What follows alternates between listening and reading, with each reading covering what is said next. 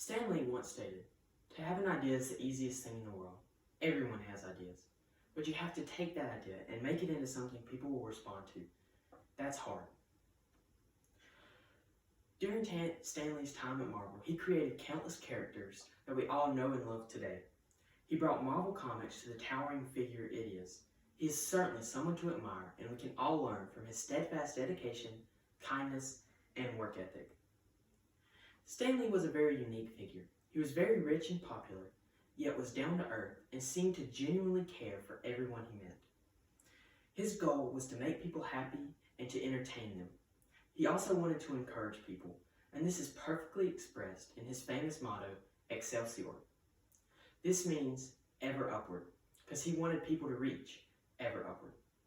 My name is Connor Howell, and today I'm going to talk about the remarkable person who was Stanley. Stanley was a remarkable person who only wanted to encourage and entertain everyone. In the next 8 to 9 minutes, I will discuss 1. His early life, 2. His contribution to Marvel, 3. Why he should be admired, and 4. The effect he has had on the world. First, I'd like to talk about Stanley's early life. Stanley was born in New York in 1922. As a kid, he wanted to write the great American novel. At the age of 16, right out of high school, Stanley began his creative work. And he wrote comic book scripts and even served in the military during World War II, making training films. He began his work right after the military for Marvel Comics. In 1961, Stanley and Jack Kirby teamed up to create the Fantastic Four. This launched not only Stanley's own career, but the franchise of Marvel. In 1962, he created Spider-Man. This was his most famous creation. And in 1975, he transitioned to the figurehead of Marvel, going to lots of conventions and panels.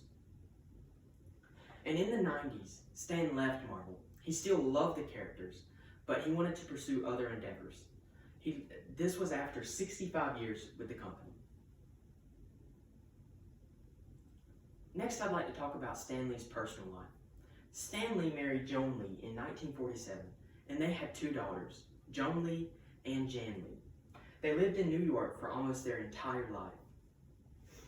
Joan died in 2017 after 70 years of marriage. Stan died only a year later in 2018 at the age of 95.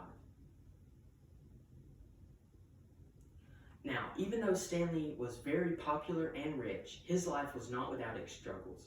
And during his time, he faced many lawsuits. His daughter, Jan, died in infancy. He had many health issues and even had to have a pacemaker put into his heart. And in his later years, his manager was accused of theft and elder abuse. Next, I'd like to talk about Stanley's contribution to Marvel. Stanley brought Marvel Comics into the spotlight and made it the towering figure it is in the comic book world today. He developed the Marvel method. This was a way of writing and creating that allowed him to outpace the competition. He used this method to create Spider-Man, X-Men, the Hulk, and many other superheroes that we all know and love today. And in 1972, he became the editorial director at Marvel. It was during this time that he created many of his most popular characters. And in the early 2000s, film adaptations of Stan Lee's characters began to be made, and these were highly successful films. This included the original Spider-Man films, the X-Men films, Iron Man, and The Incredible Hulk.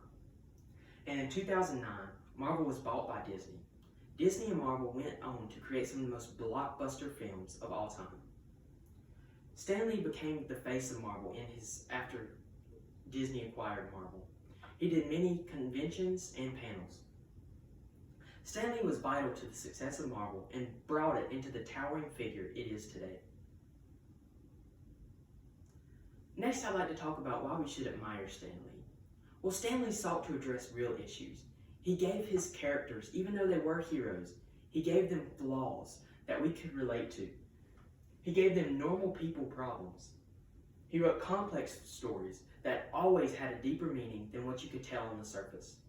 The X-Men stories were wrote to promote diversity and to be anti-bigotry. It also wanted to point out that everyone has good in them.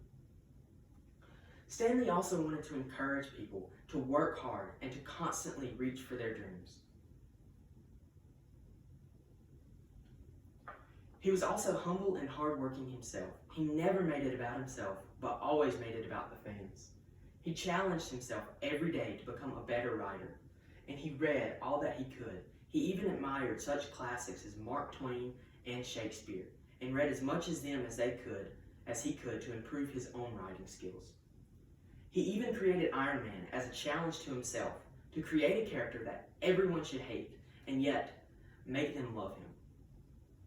He also adapted to whatever was needed of him, and in his early years, he started by getting people's lunches, then went to a full-time creator and writer, then to the editorial director, and in his later years, he transitioned to the face of Marvel. Lastly, I'd like to talk about his effect on the world. Stanley had a huge influence over a large number of people. He drew people into his community from all different walks of life and backgrounds. And he created a community of support and fans. He constantly connected with his fans, be it through a convention or just writing them in the mail. Marvel.com states that Marvel fans found a true friend in Stan Lee.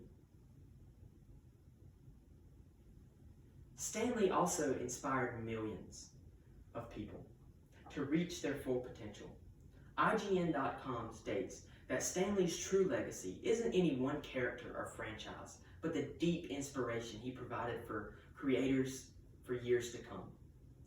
Stan Lee inspired countless amount of creators, and you don't even know how different the world would be today without him. He wanted people to do more and be more. He wanted them to become superheroes, not those with superpowers, but the everyday person who cares about others and works hard. In conclusion, Stan Lee was a remarkable person. He only wanted to encourage and entertain everyone. In the past 8 to 9 minutes, I have discussed 1. His life, 2. His contribution to Marvel, 3. Why he should be admired, and 4. His effect on the world.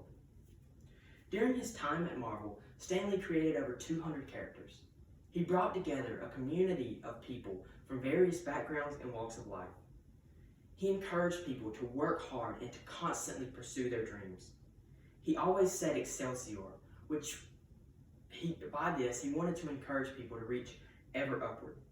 He wrote about real issues and gave his superheroes real problems that made them relatable for everyone. He taught people that you don't have to have powers to be a superhero.